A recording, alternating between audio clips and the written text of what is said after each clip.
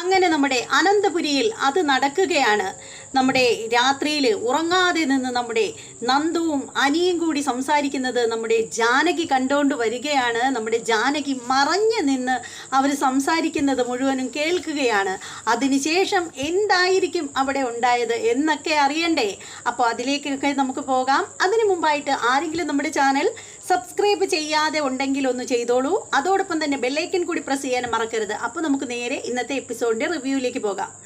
അങ്ങനെ നമ്മുടെ പൂക്കടയിൽ നമ്മുടെ ആദർശ് പൂ മേടിക്കാനായിട്ട് ഇങ്ങനെ നിൽക്കുകയാണ്. അപ്പോൾ നമ്മുടെ ദേവയാനിയും ജയനും കൂടി കാറിൽ വരുമ്പോൾ ഈ ഒരു സംഭവം കാണുകയാണ്. അങ്ങനെ നമ്മുടെ ദേവയാനി ചെല്ലുകയാണ്. ചെന്നിട്ട് 5 മുഴം പൂ വേണം എന്നിങ്ങനെ പറയുമ്പോൾ പെട്ടെന്ന് ഞെട്ടിത്തിരിഞ്ഞ് നോക്കുമ്പോൾ നമ്മുടെ ആദർശും നയനയും കാണുകയാണ് നമ്മുടെ ദേവയാനിയെ. അപ്പോൾ ദേവയാനിയെ കണ്ട ഉടനെ തന്നെ നമ്മുടെ നയന പേടിച്ച് പോവുകയാണ്. അപ്പോൾ ആദർശാണെങ്കിൽ ചൂളി പോവുകയാണ്. അപ്പോൾ ജയൻ വന്നിട്ട് ചോദിക്കുകയാണ്, ആഹാ മോനെ, നിങ്ങൾ രാത്രി നമ്മളിവിടെ ഇല്ലാതിരുന്ന സമയത്തിന് ചുറ്റാൻ പോയി അല്ലേ എന്നിങ്ങനെ ചോദിക്കുകയാണ്. അച്ഛനും അമ്മയും വീട്ടിലില്ലായിരുന്നോ? ആ, നീ കരുതിയല്ലേ ഞങ്ങൾ കിടന്ന് ഉറങ്ങുകയാണെന്ന്. ദേവയ്ക്ക് ഒരേ നിർബന്ധം, ഒരു സിനിമ കാണണമെന്ന്. കുറേ നാളായില്ലേ ഇപ്പോൾ രാത്രി പോയി സിനിമയൊക്കെ കണ്ടിട്ട്. അങ്ങനെ ദേവയും കൊണ്ടൊരു പടം കാണാനായിട്ട് ഇറങ്ങി. നല്ല സിനിമയാണ്, നല്ല ഫൈറ്റ് സിനിമയാണ്. ദേവയ്ക്ക് പണ്ടേ അടികൂടുന്ന സിനിമയാണല്ലോ ഇഷ്ടം, ആളുടെ സ്വഭാവം അത് തന്നെയാണല്ലോ എന്നിങ്ങനെ പറയുകയാണ്. അപ്പോൾ ദേവയാനി ഇങ്ങനെ ജയനെ സൂക്ഷിച്ച് നോക്കിയിട്ട്, അതെന്താ ജയേട്ടൻ അങ്ങനെ പറഞ്ഞത്? ഞാൻ ആരോടാ ഇപ്പോൾ വഴക്ക് കൂടുന്നത്? പിന്നെ ചിലരൊക്കെ ഒരു അർഹതയില്ലാതെ നമ്മുടെ കുടുംബത്തിലേക്ക് കയറി വന്നില്ലേ, അവരോടല്ലാതെ എനിക്ക് മറ്റാരോടാ വിരോധം എന്നിങ്ങനെ ദേവയാനി ചോദിക്കുകയാണ്. അപ്പോൾ നമ്മുടെ ആദർശ് പറയണ, എന്തായാലും അപ്പോൾ ഇങ്ങനെ പറഞ്ഞുകൊണ്ട് നിൽക്കുമ്പോൾ തന്നെ നമ്മുടെ പൂക്കച്ചവടക്കാരി 5 മുഴം പൂവെടുത്ത് പാക്ക് ചെയ്തിട്ട് അതിങ്ങനെ വച്ച് നീട്ടുകയാണ്. അപ്പോൾ ആ സമയത്തിന് ആദർശ് പറയണം, പൈസ ഞാൻ തരാം ചേച്ചി. അപ്പോൾ ദേവേനെ പറഞ്ഞു, വേണ്ടടാ, നിൻ്റെ പൈസ എന്നോ എനിക്ക് ആവശ്യമില്ല. നിൻ്റെ ഭാര്യയ്ക്ക് മേടിച്ചതിൻ്റെ പൈസ നീ അങ്ങ് കൊടുത്തേച്ചാൽ മതി. എൻ്റെ പൈസ കൊടുക്കാനേ എനിക്ക് ഭർത്താവുണ്ട്, എൻ്റെ ഭർത്താവ് കൊടുത്തോളും എന്നിങ്ങനെ പറയണം. അപ്പോൾ ഉടനെ തന്നെ നമ്മുടെ ആദർശ് വല്ലാണ്ടാവുകയാണ്. അപ്പോൾ ജയൻ പറയണേ, എൻ്റെ ഇവനുണ്ടല്ലോ നമ്മുടെ കമ്പനിയുടെ നടത്തിപ്പുകാരനാണ് ഇവൻ്റെ കയ്യിൽ ആവശ്യം പോലെ പൈസയുണ്ട്, അതുകൊണ്ട് അവൻ തന്നെ കൊടുക്കട്ടെ. അപ്പോൾ ദേവേനി പറയണ, അതെന്താ ജയേട്ടാ, എനിക്ക് മേടിച്ച പൂവിന് പൈസ കൊടുക്കാൻ വേണ്ടിയിട്ട് ജയേട്ടനെ കൊണ്ട് പറ്റില്ലേ? അയ്യോ ദേവേ, അങ്ങനെ ഉദ്ദേശിച്ചൊന്നും അല്ല ഞാൻ പറഞ്ഞത്. അവൻ കൊടുക്കട്ടെ എന്ന് പറഞ്ഞു എന്നേ ഉള്ളൂ. ഞാൻ തന്നെ കൊടുത്തേക്കാം. എത്ര രൂപ? 250. ഇതാ പൈസ. അപ്പോഴത്തേക്ക് നമ്മുടെ ദേവയാനി പറയണേ, നിനക്ക് വീട്ടിൽ നിന്ന് പാതിരാത്രി ചുറ്റാൻ പോയപ്പോൾ എന്നോടൊരു വാക്ക് ചോദിച്ചോടാ എന്നിങ്ങനെ ചോദിക്കുകയാണ്. അപ്പോൾ ആദർശ് പറയണ, അത് അമ്മേ, ഇവള് പറഞ്ഞു ഒന്ന് പുറത്തേക്കൊക്കെ ഒന്ന് ഇറങ്ങാമെന്ന്, അതുകൊണ്ടാണ് ഞാൻ ഈ രാത്രി തന്നെ ഇറങ്ങിയത്. അപ്പോൾ അമ്മ കിടന്ന് ഉറങ്ങുകയാണെങ്കിൽ ഉണർത്തണ്ടാന്ന് വിചാരിച്ചു.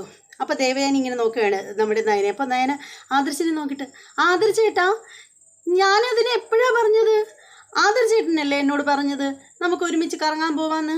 അപ്പോൾ ആദർശ്, അത് പിന്നെ അപ്പോൾ ജയൻ പറയണ, എന്തായാലും മോള് കള്ളം പറയില്ലെന്നേ ഞങ്ങൾക്ക് നന്നായിട്ട് അറിയാം. എടാ, ഈ സമയത്തൊക്കെ അല്ലേ ഇങ്ങനെ അടിച്ച് പൊളിച്ച് നടക്കാൻ പറ്റൂ. നീ നിൻ്റെ കെട്ടിയോളെയും കൊണ്ട് അടിച്ച് പൊളിക്കടാ എന്നിങ്ങനെ പറയാണ്. എന്നിട്ട് ആദർശ് പറയണേ, ശരി അച്ഛാ, പൈസയൊക്കെ കൊടുത്തിട്ട് ഞങ്ങൾ പൊയ്ക്കോളാം, നിങ്ങൾ പൊയ്ക്കോ മകളെ എന്നിങ്ങനെ പറയണേ.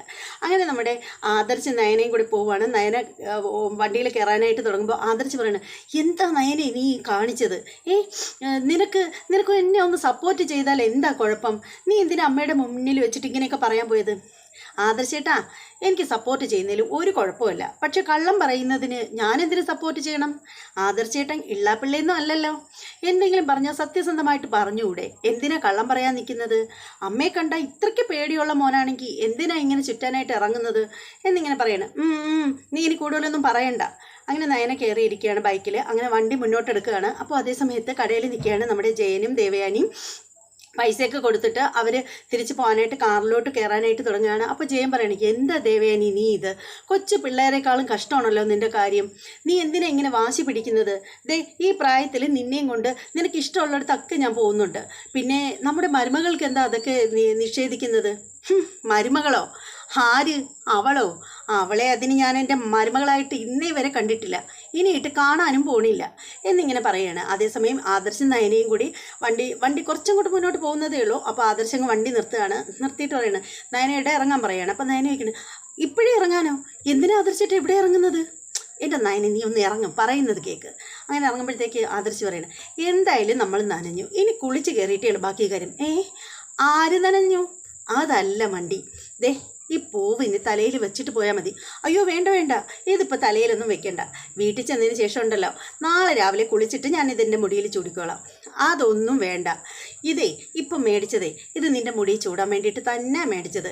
ശരിക്കും പറഞ്ഞാലുണ്ടല്ലോ, നീ പിന്നിലിരിക്കുമ്പോൾ ഈ പൂവ് ഇങ്ങനെ മുടിയിലിരിക്കുമ്പോഴത്തേക്കുണ്ടല്ലോ, നിൻ്റെ ഈ പൂവ് മുടിയിലിരിക്കുമ്പോഴുണ്ടല്ലോ ആ ഒരു പ്രത്യേക സുഗന്ധമില്ലേ, അത് നല്ലതാണ്. എനിക്ക് വളരെ ഇഷ്ടമാണ് പൂവ് ഇങ്ങനെ മുടിയിൽ ചൂടുന്നത്. അങ്ങനെ ആദർശ് നയനയോട് തിരിഞ്ഞു നിൽക്കാൻ പറയുകയാണ്. എന്നിട്ട് ആദർശ് മുടിയിൽ ഇങ്ങനെ പൂ വെച്ച് കൊടുക്കുകയാണ്. അപ്പോൾ നയന പറയണം, വേണ്ട ആദർശേട്ടാ, ഏയ് അതിനൊന്നും ഒരു കുഴപ്പമില്ല നയന, നീ ഒന്ന് അടങ്ങി നിൽക്കുക. അങ്ങനെ മുടിയിൽ ഇങ്ങനെ പൂ ചൂടിക്കൊണ്ടിരിക്കുമ്പോഴാണ് നമ്മുടെ ദേവയാനിയും കൊണ്ട് നമ്മുടെ ജയൻ അങ്ങോട്ട് വരികയാണ് കാറിൽ. അപ്പോൾ ഇവരിങ്ങനെ പൂ വെച്ച് കൊടുക്കുകയാണ് റോഡിൽ നിന്നിട്ട്. അപ്പോൾ ആ ഭാഗത്ത് വരുമ്പോൾ നമ്മുടെ ജയനൊന്ന് വണ്ടിയൊന്ന് ചവിട്ടി നിർത്തുകയാണ്. എന്നിട്ടാണ് ദേവയാനിയോട് പറയണത്, നോക്ക് ദേവേ, നിൻ്റെ മകൻ കാണിക്കുന്ന എന്താണെന്ന് കണ്ടില്ലേ, ഒരു പരിസര ബോധവും ഇല്ലാതെ റോഡിൽ നിന്ന് ചെയ്യുന്നത് കണ്ടില്ലേ എന്നിങ്ങനെ പറയുകയാണ്. അപ്പോൾ അത് കാണുമ്പോൾ ഉടനെ ദേവയാനിയുടെ കണ്ണുകളെല്ലാം ഇങ്ങനെ തള്ളി വരികയാണ്. അതിനുശേഷം നമ്മുടെ ജയൻ ദേവയാനിയും കൊണ്ട് അങ്ങ് വണ്ടി വിട്ടങ്ങ് പോവുകയാണ്. ദേവയാനി ആകെ ടെൻഷൻ അടിച്ച് ഇങ്ങനെ ഇരിക്കുകയാണ്, ആകെ അസ്വസ്ഥതയായിട്ട് ഇങ്ങനെ ഇരിക്കുകയാണ്. അപ്പോൾ അതേ സമയത്ത് ആദർശിനോട് നയന പറയണേ, വേണ്ടിയിരുന്നില്ല ആദർശേട്ടാ, കണ്ടില്ലേ അമ്മ ഇപ്പോൾ അത് കണ്ടു. ഇനിയിപ്പോൾ അമ്മയ്ക്ക് ആകെ ദേഷ്യമായിട്ടുണ്ടാവും. ഇനി വീട്ടിൽ ചെല്ലുമ്പോൾ നമ്മൾ എങ്ങനെ അമ്മയെ ഫേസ് ചെയ്യും? അതിന് അമ്മയെ ഫേസ് ചെയ്യുന്നതിന് എന്താ കുഴപ്പം? ഇതേ കണ്ടില്ലേ, ഒരു കാര്യം ചെയ്യാം, നമുക്ക് വീട്ടിൽ പോക്കളയാം. അല്ലെങ്കിൽ അമ്മ നമ്മൾ ചെല്ലുന്നത് വരെ ഉറങ്ങാതെ കാത്തിരിക്കും. അമ്മ അവിടെ ഇരിക്കട്ടോ, അതിനെന്താ? ആദർശേട്ടാ, ദേ അമ്മയ്ക്ക് ഇഷ്ടമല്ലെന്നറിയാലോ നമ്മൾ പുറത്തേക്കൊക്കെ പോകുന്നത്. അത് മാത്രമല്ല, പൂ മേടിച്ച് തന്നതും കണ്ടു, ഇപ്പോൾ പൂ എനിക്ക് തലയിൽ ചൂടി തന്നതും കണ്ടു. ഇനി അമ്മയ്ക്ക് അതൊന്നും തീരെ ഇഷ്ടമാവില്ല. ഇനി വീട്ടിൽ ചെല്ലുമ്പോൾ അമ്മ ഇനി പൊട്ടിത്തെറിക്കുന്നുള്ള കാര്യം ഉറപ്പാണ്. എൻ്റെ നയനെ എന്തായാലും വഴക്ക് കേൾക്കും. അപ്പോൾ പിന്നെ ഇത്തിരി കൂടുതൽ കേട്ടാലും ഒരു കുഴപ്പമില്ല. ഇനിയിപ്പോൾ എന്തായാലും നമ്മൾ ഇറങ്ങി തിരിച്ചു, എന്തായാലും അടിച്ച് പൊളിച്ചിട്ടേ തിരിച്ച് പോകുന്നുള്ളൂ. പിന്നെ അപ്പോൾ അമ്മ ഉറങ്ങാതിരുന്നാലേ അമ്മ അവിടെ ഇരുന്നോട്ടെ. അമ്മയ്ക്ക് ഉറക്കം വരാഞ്ഞിട്ടല്ലേ? അമ്മയ്ക്ക് ഉറക്കം വരികയാണെങ്കിൽ അമ്മ പോയി കിടന്ന് ഉറങ്ങിക്കോളും. അല്ലെങ്കിൽ അമ്മ അവിടെ തന്നെ ഇരിക്കട്ടെ. അമ്മയോട് ആരും പറയുന്നില്ലല്ലോ ഉറങ്ങാതെ അവിടെ ഇരിക്കാനായിട്ട്. നീ ഒന്നും മിണ്ടാതിരിക്കുക, വന്ന് വണ്ടി കയറ് എന്നിങ്ങനെ പറയുകയാണ് ആദർശ്. അതേ സമയത്താണെങ്കിൽ നമ്മുടെ അനന്തപുരിയിലാണ് നമ്മുടെ നന്ദുവിന് കിടന്നിട്ട് ഉറക്കം വരുന്നില്ല. തിരിഞ്ഞും മറിഞ്ഞും ഇങ്ങനെ കിടക്കുകയാണ് നമ്മുടെ നന്ദുവിനാണെങ്കിൽ ആകെ ടെൻഷൻ, ആകെ വിഷമിച്ചിരിക്കുകയാണ് പാവം. അപ്പോഴത്തേക്കും നോക്കുമ്പോഴത്തേക്കും നമ്മുടെ അനി വരികയാണ്. എന്നിട്ട് ഡോറിൽ കൊട്ടുകയാണ്. അപ്പോഴത്തേക്കും നമ്മുടെ നന്ദു വന്നിട്ട് വാതിൽ തുറക്കുകയാണ്. വാതിൽ തുറന്നിട്ട് നന്ദു ചോദിക്കുകയാണ്, എന്തിനാ അനി വന്നത്? അനി എന്തിനാ ഇപ്പോൾ ഈ സമയത്ത് വന്നത്? ശരിയല്ല അനി പോകാൻ നോക്ക്. അപ്പോൾ അനി പറയണം, അതല്ല നന്ദു, എനിക്ക് നിന്നോടൊന്ന് സംസാരിക്കണം. എന്ത് സംസാരിക്കാനാണ് ഇത്? ഇനി എന്ത് സംസാരിക്കാനാണ്? അതല്ല നന്ദു, ശരിക്കും പറഞ്ഞാലുണ്ടല്ലോ, വിവാഹം അടുത്തെങ്കിലും എനിക്ക് നല്ല വിഷമമുണ്ട്, എനിക്ക് നല്ല ടെൻഷനുണ്ട്. ഒരു തരത്തിലും എനിക്ക് അനാമികയെ ഉൾക്കൊള്ളാൻ പറ്റുന്നില്ല നന്ദു. എന്നൊന്നും പറഞ്ഞിട്ട് കാര്യമില്ല. ഇനിയിപ്പോൾ എന്തിനാ ഇതൊക്കെ പറയുന്നത്? എന്തായാലും വിവാഹം കഴിയുമ്പോൾ അനാമികയായിട്ട് ഒത്തുപോകാൻ കഴിയും. ഇപ്പോൾ ഇതെല്ലാം എനിക്ക് വെറുതെ തോന്നുന്നതാണ്. അല്ല നന്ദു, എനിക്കിപ്പോൾ ഉറങ്ങാനും ഒന്നിനും പറ്റുന്നില്ല. എൻ്റെ മാനസികാവസ്ഥ അതാണ്. നീ എന്നെ ഒന്ന് മനസ്സിലാക്കണം എന്നൊക്കെ പറയുന്നു. അപ്പോൾ നന്ദു പറയണം, അനി എന്തെങ്കിലും സംസാരിക്കാനുണ്ടെങ്കിൽ നാളെ രാവിലെ സംസാരിക്കാം. ഇനി പ്രത്യേകിച്ച് സംസാരിക്കാനുള്ളത്? എൻ്റെ കൂട്ടുകാരൊക്കെ എൻ്റെ കൂട്ടുകാരെന്നല്ല, ഞാൻ അനിയോട് ഒരു തെറ്റും ചെയ്തിട്ടില്ലല്ലോ, പിന്നെ എന്തിനാ അനി ഇങ്ങനെയൊക്കെ കാണിക്കുന്നത്? അനി ഇങ്ങനെ ടെൻഷൻ അടിക്കേണ്ട കാര്യം എന്താണ് എന്നൊക്കെ ചോദിക്കണം. അപ്പോൾ അനി പറയണം, നന്ദു ശരിക്കും പറഞ്ഞാലുണ്ടല്ലോ, എൻ്റെ മനസ്സിൽ നിന്ന് നീ ഇപ്പോഴും പോകുന്നില്ല. നീ എന്നോട് പറഞ്ഞിട്ടുണ്ട് നീ എന്നെ നല്ലൊരു ഫ്രണ്ടായിട്ട് മാത്രമാണ് കണ്ടിട്ടുള്ളതെന്ന്. പക്ഷേ എനിക്കതിന് പറ്റുന്നില്ല നന്ദു എന്നിങ്ങനെ പറയുകയാണ്. അപ്പോൾ നന്ദു പറയണം, എന്തിനാ അനി ഇനി നടക്കാത്ത കാര്യത്തെക്കുറിച്ച് പറയുന്നത് എന്നിങ്ങനെ പറയണം. ഇത്രയും വരെ പറയുന്നത് വരെ അവിടെ ആരുമില്ല. പിന്നീടെന്ന് വെച്ചാൽ നമ്മുടെ ജാനകി അങ്ങോട്ടേക്ക് നടന്നു വരികയാണ്. പിന്നെ സംസാരിക്കുന്ന കാര്യങ്ങളൊക്കെ നമ്മുടെ ജാനകി കേൾക്കുകയാണ്. അപ്പം നമ്മുടെ നന്ദു പറയുകയാണ്, അനി സമയം ഒരുപാടായി, അനി പോയി കിടന്ന് ഉറങ്ങിയേ. എനിക്ക് കിടന്നുറങ്ങണം. പിന്നീട് ഇനിയിപ്പോൾ എന്തെങ്കിലും പറയാനുണ്ടെങ്കിൽ നാളെ പറയാം. അല്ലെങ്കിൽ തന്നെ ഇനിയിപ്പോൾ വിവാഹം അടുത്തിരിക്കുകയാണ്. എല്ലാവരും ഇവിടെ നല്ല സന്തോഷത്തിലാണ്. അനിയും നല്ല സന്തോഷമായിട്ടിരിക്കണം. അനാമികയോടുള്ള പിണക്കവും കാര്യങ്ങളും ഒക്കെ വിവാഹം കഴിയുമ്പോൾ മാറിക്കോളും. അതൊക്കെ ചിലർക്കൊക്കെ അങ്ങനെയൊക്കെ തന്നെയായിരിക്കും. വിവാഹമൊക്കെ കഴിഞ്ഞതിന് ശേഷമായിരിക്കും നന്നായിട്ട് പൊരുത്തപ്പെട്ടു പോകാൻ പറ്റുന്നത്. പിന്നെ അനാമിക്ക് വലിയ കുഴപ്പമുള്ള കുട്ടിയൊന്നും അല്ല എന്നൊക്കെ ഇങ്ങനെ നന്ദു പറയുകയാണ്. എന്നിട്ട് അങ്ങനെ അനി ഇങ്ങനെ നിൽക്കുമ്പോഴത്തേക്ക് നന്ദു പറയണം, അനി മുന്നിൻ്റെ മുറിയിലേക്ക് പോകാൻ നോക്ക് എന്നിങ്ങനെ പറയണം. അപ്പോൾ ജാനകി അവിടെ നിന്ന് നൈസിനങ്ങ് പോവാണ്. അങ്ങനെ അനി അനിയെ നമ്മുടെ നന്ദു നിർബന്ധിച്ച് പറഞ്ഞയക്കുകയാണ്. അപ്പോൾ അനിയുടെ മുറിയിലേക്ക് അങ്ങ് പോവുകയാണ്. അനി അങ്ങ് പോയി കഴിയുമ്പോഴത്തേക്ക് നന്ദുവിന് ആകെ വിഷമാവുകയാണ്. അങ്ങനെ നമ്മുടെ നന്ദു മുറിയിൽ കയറിയിട്ട് വാതിലടച്ചതിന് ശേഷം ഇരുന്ന് കരയുകയാണ്. കരച്ചിൽ പാവം നമ്മുടെ നന്ദു. പിന്നീടെന്ന് വെച്ചാൽ നമ്മുടെ ദേവയാനിയും ജയനുമാണ്. ദേവയാനിക്കാണെങ്കിൽ ഉറക്കവും ഇല്ല, ഒന്നുമില്ല. ദേവയാനി ഇങ്ങനെ ഹാളിൽ ഇങ്ങനെ ഇരിക്കുകയാണ്. ദേവയാനിക്ക് ആദർശിൻ്റെ കൂടെ നയനയും കൊണ്ട് ആദർശ് രാത്രിയിൽ പോയതിൻ്റെ ടെൻഷനാണ്. ദേവയാനി അങ്ങ് ദേഷ്യം പിടിച്ചിങ്ങനെ ഇരിക്കുകയാണ്. അപ്പോൾ അങ്ങോട്ടേക്ക് ജയൻ വരികയാണ്. ജയൻ ചോദിക്കുകയാണ്, എന്താ ദേവേ, നിനക്കിനി ഉറക്കമൊന്നും ഇല്ലേ? എൻ്റെ ഉറക്കം മൊത്തം പോയില്ലേ, ഇനി ഞാൻ എങ്ങനെ ഉറങ്ങാനാണ്? നിൻ്റെ ഉറക്കം ആരാ കൊണ്ടുപോയത്? കണ്ടില്ലേ ജയേട്ടാ, അവൻ എന്നോട് ഒരു വാക്ക് പോലും പറഞ്ഞില്ല, എന്നിട്ട് അവളെയും കൊണ്ട് കറങ്ങാൻ പോയത് കണ്ടില്ലേ? എൻ്റെ ദേവേ, അവൻ പൊടിക്കൊച്ചൊന്നും അല്ലല്ലോ അമ്മയുടെ സാരിത്തുമ്പിൽ പിടിച്ച് നിൽക്കുന്ന. അവൻ്റെ ഭാര്യയുണ്ട്, അവൻ്റെ ഭാര്യയും കൊണ്ട് ചുറ്റണമെന്നൊക്കെ അവന് ആഗ്രഹം ഉണ്ടാവില്ലേ? അവൾക്ക് ആഗ്രഹം ഉണ്ടാവില്ലേ? പിന്നെ നീ എന്തിനാ ഇങ്ങനെയൊക്കെ പറയുന്നത്? അപ്പോൾ ഉടനെ ദേവയാനി പറയണം, എന്നാലും അവളെ ഞാൻ ഒരിക്കലും അംഗീകരിക്കില്ല. നീ അംഗീകരിക്കണ്ട, അവൻ അംഗീകരിച്ച് കഴിഞ്ഞു. പിന്നെ നിനക്കെന്താ പ്രശ്നം? എത്രയാണെങ്കിലും അവൾ നമ്മുടെ മരുമകളാണ്, അത് നീ മറക്കരുത്. നീ ഈ കുടുംബത്തിൽ മരുമകളായിട്ട് വരുന്ന സമയത്തിന് നിനക്കും ഇതുപോലെ എല്ലായിടവും രാത്രിയിൽ ചുറ്റുന്ന ശീലമൊക്കെ ഉണ്ടായിരുന്നു. അതൊക്കെ നിനക്ക് വലിയ ഇഷ്ടമായിരുന്നു. അതിനു വേണ്ടിയിട്ട് ഇവിടെ ആരും നിന്നെ ഒന്നും പറഞ്ഞിട്ടില്ല. അച്ഛൻ അപ്പോഴും ഒരു വാക്ക് മാത്രമേ പറഞ്ഞിട്ടുള്ളൂ, രാത്രി 10 മണിയാകുമ്പോഴെങ്കിലും വീട്ടിൽ കയറണം, അതിനപ്പുറത്തോട്ട് താമസിക്കരുതെന്ന് മാത്രമേ പറഞ്ഞിട്ടുള്ളൂ. പക്ഷേ ഇപ്പോൾ അച്ഛൻ്റെ വാക്കിനെ ആരും വലുതായിട്ടൊന്നും വില വെക്കുന്നില്ല. എല്ലാവരും ഇപ്പോൾ ഇങ്ങനെ രാത്രിയിലൊക്കെ പോകുന്നത് ഒരു പതിവാക്കിയിട്ടുണ്ട് ഇപ്പോൾ. പക്ഷേ എന്നല്ലാതെ നിനക്ക് ഇവിടെ എന്തെങ്കിലും ഒരു സ്വാതന്ത്ര്യക്കുറവ് ഉണ്ടായിട്ടുണ്ടോ ദേവയാനി? നിനക്ക് എവിടെ പോകണമെന്ന് പറഞ്ഞാലും രാത്രിയായാലും ബീച്ചിലായാലും രാത്രി കാലങ്ങളിൽ പോലും ബീച്ചിലും സിനിമ കാണാനും എല്ലായിടത്തും നിന്നെ കൊണ്ടുപോകത്തില്ലായിരുന്നോ? ഇപ്പോൾ ഒരു മരുമകൾ വരുമ്പോൾ അവളെ മാത്രം എന്തിനാ ഇതിൽ നിന്നൊക്കെ പിൻവലിപ്പിക്കുന്നത് എന്നിങ്ങനെ പറയണം. അപ്പോൾ ദേവയാനി പറയണം, ഞാൻ അവളെ ഒരിക്കലും മരുമകളായിട്ട് അംഗീകരിച്ചിട്ടില്ല, ഇനിയിട്ട് അംഗീകരിക്കാൻ പോകുന്നുമില്ല. അങ്ങനെ പറഞ്ഞിട്ട് കാര്യമില്ല ദേവേ. നീ ആദ്യം ഒരു കാര്യം മനസ്സിലാക്കണം, ഒരുപാട് എടുപ്പത് പൊന്നും പണവും ഒക്കെ കൊണ്ട് പെൺകുട്ടികൾ വരും ഒരു കുടുംബത്തിലേക്ക്. പക്ഷേ അങ്ങനെ വരുന്ന മരുമക്കൾക്കൊന്നും ഒരുപക്ഷെ വീട്ടിലുള്ള പ്രായം ചെന്നവരെ സ്നേഹിക്കാനുള്ള മാനസികാവസ്ഥയൊന്നും ഉണ്ടായെന്ന് വരില്ല. ഇന്നത്തെ കാലം അതാണ്. അതുകൊണ്ടാണ് നമ്മുടെ നാട്ടിൽ വൃദ്ധസദനങ്ങൾ ഒരുപാട് കൂടി വരുന്നത്. അങ്ങനെയുള്ള കാര്യം വെച്ച് നോക്കുമ്പോൾ നമ്മളാണ് ഭാഗ്യവാനും ഭാഗ്യവതികളും. ശരിക്ക് പറഞ്ഞാൽ നയനമോളുടെ സ്വഭാവം പോലെ ഒരു നല്ലൊരു മരുമകളെ ആർക്കും കിട്ടില്ല. നമ്മുടെ കാര്യം മാത്രമല്ല, ഈ കുടുംബത്തിലുള്ള എല്ലാവരെയും സ്വന്തമായിട്ട് കരുതിയിട്ട് എല്ലാവരുടെയും കാര്യം ഓടി നടന്ന് ഒരു പരാതി പോലും പറയാതെ ചെയ്യുന്നവളാണ് നയനമോള്. അപ്പോൾ അങ്ങനെ ഒരു മരുമകളെ കിട്ടിയതിൽ ദേവയാനി നീ ആനന്ദിക്കേണ്ടത്. ശരിക്ക് പറഞ്ഞാലുണ്ടല്ലോ, നിൻ്റെ ഈ സ്വഭാവത്തിനാണെങ്കിലുണ്ടല്ലോ നിൻ്റെ വാർദ്ധക്യം വളരെ കഷ്ടത്തിലുള്ളതായിരിക്കും. പിന്നെ നമ്മുടെ മരുമകളായിട്ട് നയന തന്നെ തുടരുകയാണെങ്കിലുണ്ടല്ലോ ചിലപ്പോൾ അനാഥാലയത്തിൽ പോയി കിടക്കാതെ നീ രക്ഷപ്പെടും എന്നിങ്ങനെ പറഞ്ഞിട്ട് ജയൻ അങ്ങ് എഴുന്നേറ്റ് പോവുകയാണ്. അപ്പോൾ നമ്മുടെ എനിക്കാണെങ്കിൽ ദേഷ്യം വന്ന് ഇങ്ങനെ കലിപ്പ് പിടിച്ചിങ്ങനെ നിൽക്കുകയാണ്. അതേസമയം നമ്മുടെ നയനയും കൊണ്ട് ആദർശ് ചുറ്റുകയാണ്. ബൈക്കിൻ്റെ പിന്നിൽ നിന്ന് രണ്ടുപേരുടെ അള്ളിപ്പിടിച്ച് ഇങ്ങനെ പോവുകയാണ്. ഭയങ്കര രസകരമായിട്ട് കുറേ നേരം കാണിക്കുകയാണ്. അവരിങ്ങനെ കറങ്ങി അടിച്ച് ചുറ്റി അടിച്ച് നടക്കുകയാണ്. അതേ സമയത്ത് നോക്കുമ്പോഴത്തേക്ക് നമ്മുടെ നന്ദുവിനാണെങ്കിൽ കിടന്നിട്ട് ഉറക്കം വരുന്നില്ല. പുള്ളിക്കാരത്തി ആകെ ടെൻഷനിലാണ്. അപ്പോൾ വാതിലിൽ മുട്ടുകയാണ്. മറ്റാരുമല്ല മുട്ടുന്നത്, നമ്മുടെ ജാനകിയാണ് മുട്ടുന്നത്. ജാനകി മുട്ടുമ്പോഴത്തേക്ക് കതവ് ഒന്ന് തുറക്കുകയാണ്. ശരിക്കും നന്ദു ആദ്യം വിചാരിക്കുന്നത് ഇനി അനി തന്നെയാണെന്ന് വിചാരിച്ചിട്ടാണ് പുള്ളിക്കാരത്തി വാതിൽ തുറക്കുന്നത്. നോക്കുമ്പോൾ നമ്മുടെ ജാനകിയാണ്. അപ്പോൾ ജാനകിയോട് നമ്മുടെ നന്ദു ചോദിക്കുകയാണ്, ആൻറ്റിയോ എന്താ ഇപ്പോൾ ഈ സമയത്ത്? അതോ മോളെ, ഞാൻ അല്ല മോൾ ഉറങ്ങിയില്ലായിരുന്നോ? ഞാൻ കതവിലി കൊട്ടിയപ്പോൾ തന്നെ വന്ന് വാതിൽ തുറന്നല്ലോ. ഉറങ്ങിയില്ല, ഉറങ്ങാനായിട്ട് തുടങ്ങുമായിരുന്നു.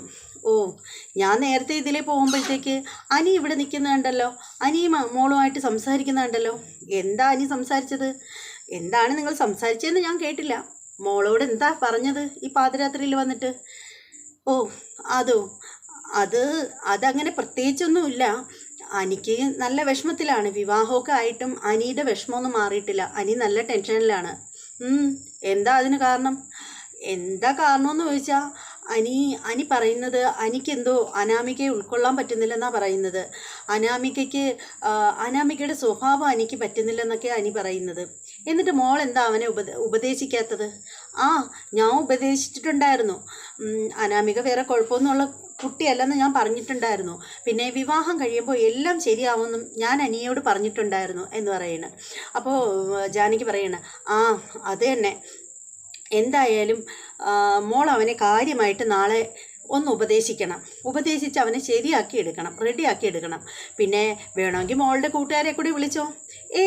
അതിൻ്റെ ആവശ്യമൊന്നുമില്ല. അനിയുടെ കല്യാണത്തിന് അനിയെ ഒരുക്കാനായിട്ട് എൻ്റെ കൂട്ടുകാരെല്ലാവരും വരുമെന്ന് പറഞ്ഞിട്ടുണ്ട്. അല്ലാതെ അതിന് മുമ്പേ വിളിക്കണ്ട.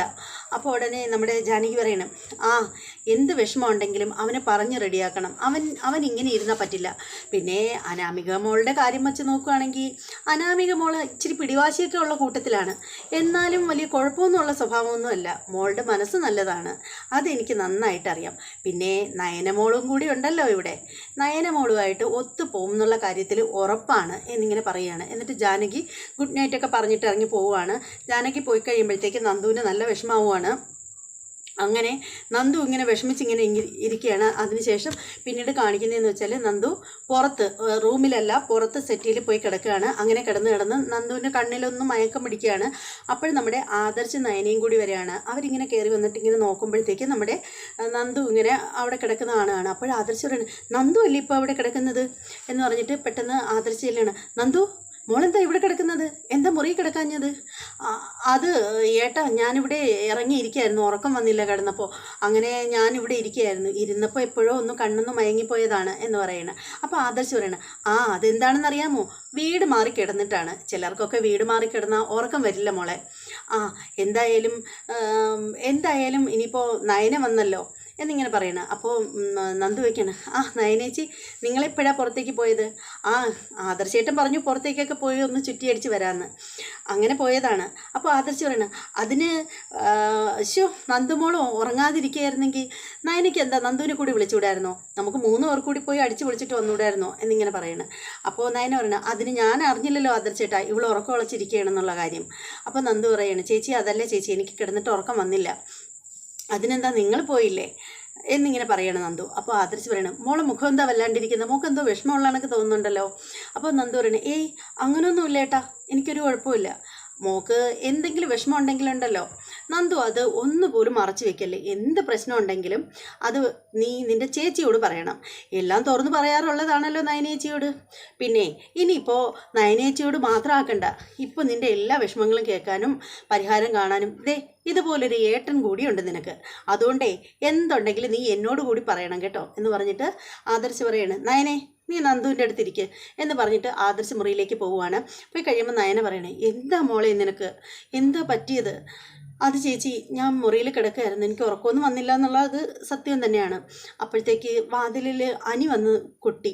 അങ്ങനെ വാതിൽ തുറന്നപ്പോഴത്തേക്ക് അനിയായിരുന്നു. അനിക്ക് ഇപ്പോഴും അനാമികയെ ഉൾക്കൊള്ളാൻ പറ്റുന്നില്ലെന്നാണ് പറയുന്നത്. അവനെ ഇപ്പോഴും അനാമികയെ ഭാര്യയായിട്ട് സ്നേഹിക്കാൻ പറ്റുന്നില്ലെന്നൊക്കെയാണ് അനി പറയുന്നത്. അപ്പോൾ ഉടനെ നയന പറയണ, എൻ്റെ മോളെ നീ എന്തിനാ വാതിൽ തുറന്നത്? അതെനിക്കറിയില്ലല്ലോ ചേച്ചി ഇവനായിരുന്നു എന്ന്. എന്തെങ്കിലും ആവട്ടെ, ഇനിയിപ്പോൾ എന്തായാലും നീ അവനോട് അധികം സംസാരിക്കാനൊന്നും നിൽക്കേണ്ട. എന്തായാലും ഇനിയിപ്പോൾ ആകെ 3-4 ദിവസമല്ലേ ഉള്ളൂ. ഇതിനിടയ്ക്ക് നിനക്ക് പറയാനുള്ള എല്ലാ കാര്യങ്ങളും നീ അനിയോട് തുറന്നു പറഞ്ഞിട്ടുണ്ടല്ലോ. ഇനി നീ ഒന്നും പറയാനായിട്ട് നിൽക്കേണ്ട. നിൻ്റെ ഭാഗത്ത് നിന്ന് ഒരു ചെറിയ സ്പാർക്ക് പോലും ഉണ്ടാവരുത്. അവൻ്റെ മനസ്സിന് അല്ലെ ഇവൻ്റെ മനസ്സ് മാറ്റുന്ന രീതിയിലുള്ള ഒന്നും എനിക്കൊരു സംശയവും നിൻ്റെ ഭാഗത്ത് നിന്ന് തോന്നിപ്പിക്കരുത് എന്ന് പറയണം. അപ്പോൾ നന്ദു പറയണേ, ഇല്ലേ ചേച്ചി എൻ്റെ ഭാഗത്തുനിന്ന് അങ്ങനെ ഒന്നും ഉണ്ടാവില്ല. ഉണ്ടാവരുത് മോളെ, ഉണ്ടാവരുത് എന്നിങ്ങനെ നയന പറയുകയാണ്. എന്നിട്ട് നയന പറയുകയാണ്, എന്തായാലും അപ്പോൾ നയന പറയുന്നതിന് മുമ്പേ തന്നെ നന്ദു പറയണം, അതുകൊണ്ടൊക്കെ തന്നെയാണ് ചേച്ചി ഞാൻ പറഞ്ഞത്, ഞാൻ വിവാഹത്തിൻ്റെ തലേന്നേ വരുന്നോളെന്ന്. അപ്പോൾ ചേച്ചിയല്ലേ എന്നോട് വരണമെന്ന് പറഞ്ഞ് നിർബന്ധിച്ചത്. ഒരു കാര്യം ചെയ്യാം, ഞാൻ നാളെ തന്നെ അങ്ങ് പോയേക്കാം. അയ്യോ വേണ്ട മോളെ, നീ എന്തായാലും വന്നില്ലേ, നീ ഇനി പോവാനൊന്നും നിൽക്കേണ്ട. എന്തായാലും മോൾ ഇനിയിപ്പോൾ പോയി കിടന്ന് ഉറങ്ങാൻ നോക്ക് എന്ന് പറഞ്ഞിട്ട് നയന പോവുകയാണ്. നയന പോകുമ്പോൾ നമ്മുടെ നന്ദു ഇങ്ങനെ ആകെ വിഷമിച്ചിങ്ങനെ ആകെ ഡള്ളായിട്ട് ഇങ്ങനെ നിൽക്കുകയാണ്. അങ്ങനെ എപ്പിസോഡ് കഴിയുകയാണ്. എന്തായാലും അടിപൊളി എപ്പിസോഡായിരുന്നു. എല്ലാവർക്കും ഇഷ്ടപ്പെട്ട് കാണുമെന്ന് വിശ്വസിക്കുന്നു. ഇഷ്ടപ്പെട്ടവരൊക്കെ ഒന്ന് കമൻറ്റ് ചെയ്തേക്കുക. നിങ്ങൾക്ക് ചാനൽ ഇഷ്ടമായെങ്കിൽ ഒന്ന് വീഡിയോയ്ക്ക് ഒന്ന് ലൈക്ക് ചെയ്തേക്കുക. അതുപോലെ തന്നെ നമ്മുടെ ചാനൽ ഇഷ്ടമായെങ്കിൽ ഒന്ന് സബ്സ്ക്രൈബ് ചെയ്തേക്കുക. അതോടൊപ്പം ബെല്ലൈക്കൻ കൂടി ഒന്ന് പ്രസ് ചെയ്യാനും മറക്കരുത്. ഇനി മറ്റൊരു എപ്പിസോഡിൻ്റെ റിവ്യൂമായിട്ട് വരാം. അതുവരെ എല്ലാവർക്കും ബായ്.